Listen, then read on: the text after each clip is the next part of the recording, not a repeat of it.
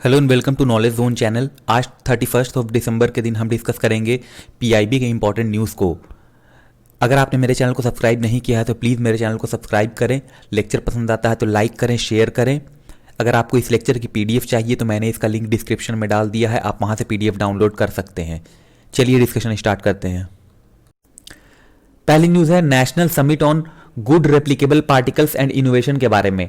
तो यहाँ पर union minister of health and family welfare ने डिजिटली ऑर्गेनाइज की 7th नेशनल समिट को good replicable particle through a video conference.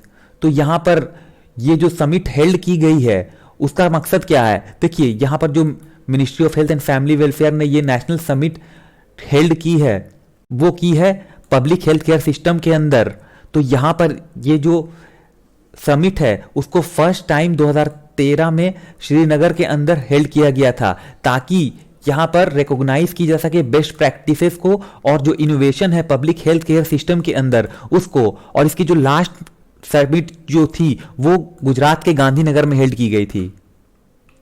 देखिए अब कुछ इंपॉर्टेंट इंफॉर्मेशन है उसको जान लेते हैं। तो यहां पर यूनियन मिनिस्टर ने new health management information system को भी लॉन्च किया है along with operational guideline for TB services. तो यहां पर टीबी सर्विसेज के लिए कुछ ऑपरेशनल गाइडलाइंस जारी की गई है इसके साथ, जो कि Ayushman Bharat health wellness centre में लॉन्च की गई है। और यहां पर जो ऑपरेशनल गाइडलाइंस है 2020 की वो है एक्टिव केस डिटेक्शन को लेकर और जो रेगुलर सर्विलियंस है लेप्रोसी को लेकर उसके लिए। तो यहां पर प्राइम मिनिस्टर मोदी जी ने यहां पर एक बोल्ड टारगेट सेट किया है कि जो इंडिया है उसको टीबी फ्री इंडिया बनाना है 2025 तक। देखिए जो सस्टेनेबल डेवलपमेंट गोल का टारगेट है वो है 2030 तक इंडिया को एक तरह से लेप्रोसी फ्री बनाना है, बट यहां पर 2025 तक का लक्ष्य रखा गया है पीएम मोदी जी के द्वारा, जो कि 5 साल पहले ही अचीव हो जाएगा अगर ये टारगेट पूरा हो जाता है। तो क्योंकि जो सस्टेनेबल डेवलपमेंट गोल का जो टारगेट है वो है 2030 तक का। अगली न्यूज है नेहरू युवा केंद्र के बारे में। देखिए नेहरू युवा केंद्र पणजी, उन्होंने यहां पे under ministry of youth affairs and sports government of India के अंडर डिस्ट्रिक्ट यूथ पार्लियामेंट को ऑर्गेनाइज किया 30 दिसंबर 2020 के दिन एट नेहरू युवा केंद्र पंजिम गोवा के अंदर। इसके अलावा नेहरू युवा केंद्र मडगांव जो है उसने भी इस इवेंट के अंदर पार्टिसिपेट किया है। देखिए जो डिस्ट्रिक्ट यूथ पार्लियामेंट है वो नेशनल यूथ फेस्टिवल 2021 का भी पार्ट है। तो जो भी विनर होंगे यहाँ पर वो स्टेट लेवल पर जाएंगे और उसके बाद फिर नेशनल लेवल पर ये परफॉर्म करेंगे। तो यहाँ पर जो विनर चुना जाएगा जिसमें से कि first second and third winner होगा जो नेशनल लेवल के ऊपर, उसको प्राइज मनी भी दिया जाएगा 2 लाख, 1.5 लाख और 1 लाख रिस्पेक्टिवली। तो यहां पर जो विनर हैं वो हुए पंजिम डिस्ट्रिक्ट से राजू गवास, और वहां जो फर्स्ट रनर अप रही वो रही प्रियंका कदम। इसके अलावा स्वाति मिश्रा ने यहां पर मडगांव डिस्ट्रिक्ट से जीता है और प्रेम कुमार वहां रनर अप रहे। तो जो 4 विनर होंगे वो इनमें से कंपीट करेंगे स्टेट लेवल के ऊपर, और यहां पर टोटल 3 को इसमें से सिलेक्ट किया जाएगा जो रिप्रेजेंट करेंगे गोवा स्टेट को नेशनल लेवल के ऊपर। तो ये जो 3 विनर होंगे उसमें से एक को चांस मिलेगा कि वो नेशनल यूथ फेस्टिवल के ऊपर स्पीक कर सकेंगे सेंट्रल हॉल न्यू दिल्ली के अंदर, जहां पर कि हमारे देश के प्रधानमंत्री भी मौजूद होंगे। और जो 2 होंगे वो जस्ट लाइक व्यूअर वहां पे होंगे सेंट्रल हॉल के अंदर। तो यहां पर जो विनर हो उसको किस तरह से सिलेक्ट किया जाएगा? देखिए एक पैनल होगी जूरी की जो इनको सिलेक्ट करेगी इस के विनर को, जिसमें कि एमिनेंट पर्सनैलिटी होंगी like academician, renowned artist, government servant और जर्नलिस्ट। तो इन लोगों के द्वारा विनर्स को यहां पर चुना जाएगा। देखिए यहां पर क्वेश्चन किस तरह से बन सकता है, यहां पर ये नहीं पूछेगा कि कौन विनर है कौन लूज किया, नहीं, यहां पर क्वेश्चन होगा जैसे कि नेहरू युवा केंद्र को यहां पर किसने ऑर्गेनाइज किया। तो यहां पर आंसर आपको देना होगा डिस्ट्रिक्ट यूथ पार्लियामेंट। तो ये चीज याद रखने की है, ये इंपॉर्टेंट हो जाता है। उसके अलावा और कौन था जो जिसने यहां पर इस इवेंट के अंदर पार्टिसिपेट किया? तो यहां पर नेहरू युवा केंद्र मडगांव ने भी इस इवेंट के अंदर पार्टिसिपेट किया। और जो डिस्ट्रिक्ट यूथ पार्लियामेंट है वो किसकी पार्ट है? यहां से भी क्वेश्चन बन सकता है, वो पार्ट है नेशनल यूथ फेस्टिवल 2021 की। तो इस तरह से क्वेश्चन बन सकता है। अगली न्यूज है north east first ever specialized ginger processing plant के बारे में। देखिए ये जो जिंजर प्रोसेसिंग प्लांट है वो मेघालय के रिभुई डिस्ट्रिक्ट के अंदर है, जिसको कि रिवाइव किया जा चुका है और ऐसा कहा जा रहा है कि ये 2021 के बिगिनिंग में ही फंक्शनल हो जाएगी। तो यहां पर इसकी फंक्शनिंग को रिव्यू करने के बाद north eastern regional agriculture marketing corporation यानी कि नीरा मैक, जो कि एक पीएसयू है, जो कि काम करती है under the aegis of ministry of DoNER यानी कि development of north eastern region के अंदर। तो यहां पर उनके द्वारा कहा गया है कि जो जिंजर प्रोसेसिंग प्लांट है वो नॉर्थ ईस्ट इंडिया के अंदर सिर्फ इकलौती इस तरह की जिंजर प्लांट है जिसको कि एस्टैब्लिश किया गया था 2004 के अंदर, लेकिन ये काफी समय से फंक्शनल नहीं है। तो यहां पर नीरा मैक ने इसकी रिस्पॉन्सिबिलिटी ली है कि वो इस प्लांट को रिवाइव करेगी और उसने ये जो स्टेप है वो इनिशिएट किया है। तो यहां पर जो क्लोज प्लांट था वो ऑपरेशनलाइज किया जाएगा नीरा मैक के द्वारा थ्रू पीपीपी मोड यानी कि पब्लिक प्राइवेट पार्टनरशिप मोड में। तो यहां पर ये जो प्लांट है वो लोकेटेड है एक्सपोर्ट प्रमोशन इंडस्ट्रियल पार्क राजा भवन बिरनी हाट के अंदर। तो ये जो प्लांट है वो ना सिर्फ यहां पर जो जिंजर है उसको प्रोसेस करेगी बल्कि इसके अलावा भी कई सारे प्रोडक्ट हैं उनको प्रिपेयर करेगी, like wax ginger, ginger paste, ginger powder, ginger flake और जिंजर ऑयल्स को।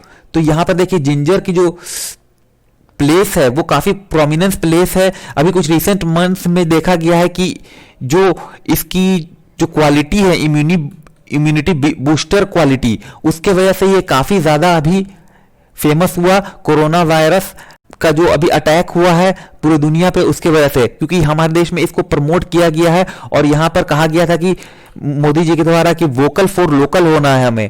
तो अभी डोमेस्टिक जो कंजम्पशन है वो भी काफी बढ़ गया है due to its property of immunity booster. तो यहां पर पीपीपी मोड में जो ऑपरेशन है और मेंटेनेंस है उसको यहां पर सिलेक्ट किया जाएगा टेंडरिंग प्रोसेस के थ्रू, और यहां पर जो प्लांट है उसकी प्रोग्रेस को यहां पर रिवाइव किया जाएगा। तो यहां पर नीरा मैक ने रिवील की है कि north eastern region of India जो है वो लगभग 4,50,000 metric ton of high quality ginger को हर साल प्रोड्यूस करती है। तो यहां पर डॉक्टर जितेंद्र सिंह ने इन्फॉर्म किया है कि ऐसा गवर्नमेंट ऑफ इंडिया प्लान कर रही है कि वो 100 न्यू फ्रेश रिटेल पॉइंट को यहां पर सेटअप करेगी नॉर्थ ईस्ट के अंदर, और गुवाहाटी के अंदर फ्रूट कियोस्क को यहां पर एस्टेब्लिश करेगी। इसके अलावा जो मेजर टाउन्स है नॉर्थ ईस्टर्न रीजन के वहां भी इस तरह के सेटअप किए जाने की संभावना है। अगली न्यूज है 24th डिजिटल गवर्नेंस इनिशिएटिव के बारे में। तो यहां पर हमारे देश के प्रेसिडेंट श्री रामनाथ कोविंद जी ने कन्फर किया डिजिटल इंडिया अवार्ड 2020 को वीडियो कॉन्फ्रेंसिंग के थ्रू। तो ये जो वर्चुअल अवार्ड सेरेमनी हुई है उसमें डिफरेंट लोकेशन ने यहां पर पार्टिसिपेट किया गया, डिफरेंट लोकेशन के अंदर पार्टिसिपेट किया गया, जिसमें कि राष्ट्रपति भवन, विज्ञान भवन, न्यू दिल्ली और इसके साथ अदर 4 लोकेशन जिसमें कि भोपाल, चेन्नई, कोलकाता और पटना भी शामिल हैं। देखिए प्रेसिडेंट ऑफ इंडिया ने अपनी स्पीच में कॉन्ग्रेचुलेट किया 24 विनिंग टीम्स को और अप्रिशिएट किया जो ऑफिशियल्स हैं और टेक्निकल टीम्स हैं वेरियस लेवल पे उनके रोल को, क्योंकि देखिए उनके रोल के वजह से ही जो गवर्नमेंट सर्विसेज हैं उसकी कंटिन्यूटी इंश्योर हो पाई है। क्योंकि कोविड-19 पैंडेमिक के दौरान मुश्किल काफी ज्यादा थी कि किस तरह से गवर्नमेंट सर्विसेज को जारी रखा जा सके। तो यहां पर यूनिक टेक्नोलॉजी इनोवेशन का यूज करके जो सर्विस डिलीवरी है, पब्लिक सर्विस डिलीवरी, उसको यहां पर एक तरह से इंश्योर किया गया। उन्होंने कहा कि जो डिजिटल इंडिया अवार्ड है वो रिफ्लेक्ट करता है ओवरऑल विजन जो है गवर्नमेंट का कि किस तरह से सिटीजन्स जो हैं उनको एम्पावर किया जाए और सिटीजन अपनी एस्पिरेशन को अचीव कर सकें, और जो इंडिया का जो गोल है डिजिटल सुपर पावर बनने का उसको एक तरह से यहां पर पूरा कर सके। उन्होंने कहा कि जो प्रोएक्टिव डिजिटल इंटरवेंशन रही उसने यहां पर ऑपरेशनल कंटिन्यूटी को इंश्योर किया जो भी डिफरेंट गवर्नमेंट सर्विसेज हैं उसके अंदर। तो यहां पर लॉकडाउन के दौरान भी यहां पर इस तरह की सर्विसेज जो हैं उसको कंटिन्यू रखा जा सका। इसके अलावा उन्होंने कहा कि जो भी डिजिटल वॉरियर हैं उनका जो प्रयास है वो काफी कमेंडेबल कमांडेबल है। इसके अलावा जो प्रोएक्टिव इम्प्लीमेंटेशन प्लेटफॉर्म के थ्रू जो काम किया गया है वो भी काफी सराहनीय है, जैसे कि आरोग्य सेतु ऐप, इसके अलावा e office video conferencing services, जिसको कि बैक किया गया है रोबस्ट आईसीटी इंफ्रास्ट्रक्चर के द्वारा, जिसकी वजह से कोविड-19 की सिचुएशन में भी कंट्री ने काफी ज्यादा यहां पर वर्क किया है पब्लिक सर्विस के अंदर। इसके अलावा जो एक सिग्निफिकेंट स्टेप है हमारी डेली लाइफ में, उसमें आईसीटी पेनिट्रेशन जो है वो काफी अहम रहा डिजिटल इंक्लूजन के लिए। देखिए डिजिटल इंक्लूजन जो है उसने हमारी लाइफ को टच किया है सिंपल वे में, और जो भी पेमेंट्स हैं इंटरनेट या इंटरनेट बैंकिंग के थ्रू वो काफी सिंपल हो गया है एज यूनिफाइड पेमेंट इंटरफेस, यानी यूपीआई, जिसको हम पॉपुलरली जिस नाम से जानते हैं। इसके अलावा उन्होंने यहाँ पर जो डिजिटल इंडिया अवार्ड 2020 है उसको रिकॉग्नाइज किया, और यहाँ पर श्री अजय शावनी जो कि सेक्रेटरी हैं मिनिस्ट्री ऑफ इंफॉर्मेशन टेक्नोलॉजी के, उन्होंने भी यहाँ पर इनको कॉन्ग्रेचुलेट किया। देखिए यहाँ पर 22 डिजिटल गवर्नेंस इनिशिएटिव हैं गवर्नमेंट एंटिटीज जो कि 6 कैटेगरीज के अंदर आती हैं, उन्होंने डिजिटल इंडिया अवार्ड को रिसीव किया है for designing and implementing innovative citizen centric digital solution. और यहाँ पर जो ईज ऑफ लिविंग है ऑल सिटीजन की, उसको इंप्रूव किया है। इसके अलावा जो अवार्ड है अंडर जूरी चॉइस उसको दिया गया आरोग्य सेतु और ई ऑफिस को। अगली न्यूज है induction of indigenous bridging system into Indian army के बारे में। तो यहां पर जो एफर्ट है टुवर्ड्स आत्मनिर्भर भारत का जो गोल है उसको अपनाने के लिए यहां पर कोऑर्डिनेशन किया गया है प्राइवेट इंडस्ट्री और डीआरडीओ का। देखिए यहां पर इंडियन आर्मी जो है उसने इंडक्ट की है 3 set of 10 meter short span bridges की, जिसको कि फॉर्मली हैंड ओवर किया जाएगा 29 दिसंबर 2020 के दिन Telgaon facility of Larsen and Toubro limited के द्वारा। तो यहां पर जो इक्विपमेंट है वो जो इंपॉर्टेंट रिक्वायरमेंट होती है कि किस तरह से जो मोबिलिटी है हमारी फोर्सेस को उसको प्रोवाइड किया जा सके, ताकि जो भी स्पीडी ब्रिजिंग है गैप की उसको यहां पर समाप्त किया जा सके, दूर किया जा सके ऑपरेशन के दौरान। तो देखिए यहां पर जो है एकम्प्लिशमेंट जो है वो एक तरह की स्टेप है, किस तरह से जो आर्म फोर्सेस हैं उसको दूर किया जा सके जो भी फॉरेन मैन्युफैक्चर इक्विपमेंट है उससे, और यहां पर इंडिजीनियसली डिजाइन ब्रिज को एक तरह से यहां पर डेवलप करना एज पर शेड्यूल।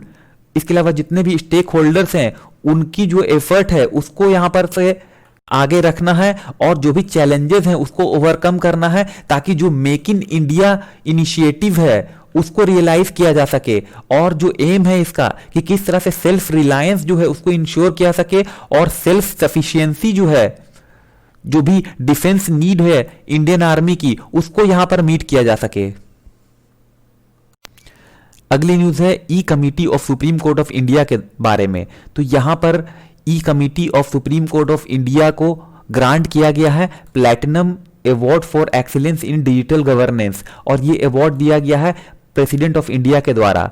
देखिए ई कोर्ट प्रोजेक्ट जो है उसको विजन किया गया और इंप्लीमेंट किया गया है ई कमिटी के द्वारा। तो यहां पर सुप्रीम कोर्ट ऑफ इंडिया ने एक एग्जाम्पल सेट किया है कि किस तरह से जो लिटिगेंट और सिटीजन ऑफ कंट्री के बीच में जो गैप है, डिविडेंट है, उसको किस तरह से भरा जाए। तो यहां पर रिकॉर्ड ई ट्रांजैक्शन हुए हैं, जहां पर जो एवरेज ई ट्रांजैक्शन है 343 डेज के अंदर 2020 में वो 67.06 लाख पर डे रहा। तो यहां पर जो ई कमिटी बनाई गई है उसके थ्रू भी यहां पर सिटीजन जो है वो एक्सेस कर सकते हैं अपने केस स्टेटस को, इसके अलावा जो केस लिस्ट है उसको, और कोर्ट ऑर्डर्स को भी यहां पर एक्सेस किया जा सकता है कहीं से भी। तो ये जो ई कोर्ट सर्विसेज हैं उनको यहां पर अवेलेबल किया जाएगा मोबाइल ऐप के थ्रू, इसके अलावा एसएमएस सर्विस, ईमेल सर्विस के थ्रू। देखिए यहां पर जो भी सिटीजन है, इसके अलावा जो लिटिगेंट और लॉयर हैं, वो जो केस की डिटेल है उसको इजीली अवेल कर सकेंगे ऑनलाइन मोड में 24/7, वो भी फ्री ऑफ कॉस्ट में। तो यहां पर लगभग 13.79 करोड़ केसेस के डिटेल हैं, इसके अलावा 13.12 करोड़ ऑर्डर्स और जजमेंट भी यहाँ पर ऑनलाइन अवेलेबल होंगे। देखिए जो पैंडेमिक का समय था उस समय भी लगभग 55 लाख से ज़्यादा केसेस को सुना गया था कोर्ट के द्वारा, ई कोर्ट के द्वारा, वीडियो कॉन्फ्रेंसिंग के थ्रू। तो यहाँ पर डिजिटल इंफ्रास्ट्रक्चर का यूज करके ये चीजें की गई हैं। तो यहाँ पर मकसद क्या है इस तरह के वीडियो कॉन्फ्रेंसिंग के थ्रू जो केसेस किए जा रहे हैं? देखिए यहाँ पर इंडियन कोर्ट को एक तरह से ग्लोबल लीडर के तौर पर यहाँ पर प्रेजेंट करना है, ताकि जो हमारी कोर्ट्स हैं वो यहाँ पर ग्लोबल लीडर के तौर पे उभर सके। इसलिए यहाँ पर वीडियो कॉन्फ्रेंसिंग के थ्रू केसों को सुना गया। देखिए जो ई कमेटी है सुप्रीम कोर्ट ऑफ इंडिया की, इसमें जो पैटर्न इन चीफ होते हैं वो होते हैं मिस्टर जस्टिस शरद अरविंद बोबडे। इसके अलावा chief justice of India chairperson doctor justice Dhananjay Y Chandrachud. तो इन सबों को मिला करके ये कमेटी इसका गठन किया जाता है। तो ये थी आज की सारी news. Thank you very much for discussion.